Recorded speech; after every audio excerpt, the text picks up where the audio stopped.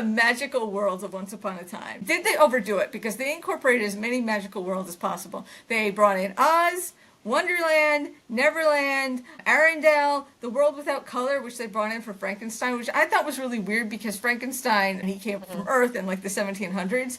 Why did they make up that for Frankenstein but let Peter Pan and Robin Hood characters come from Earth? I love how we were able to interweave characters that I never would have imagined ending up in the same narrative. It allows so many different possibilities for backstory and character.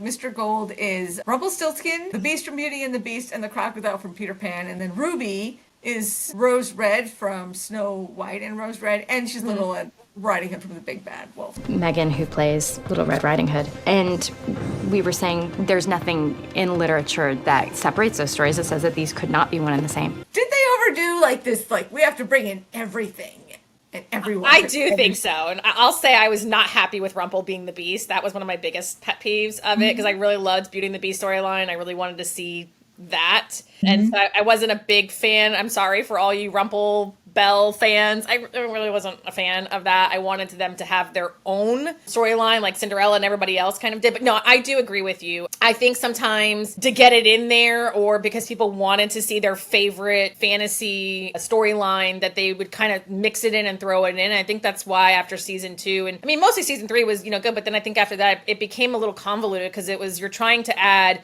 all these people somehow into the Snow White charming storyline. I'm certainly hoping for more mashups in the Snow White world. Pinocchio, should have the Blue Fairy.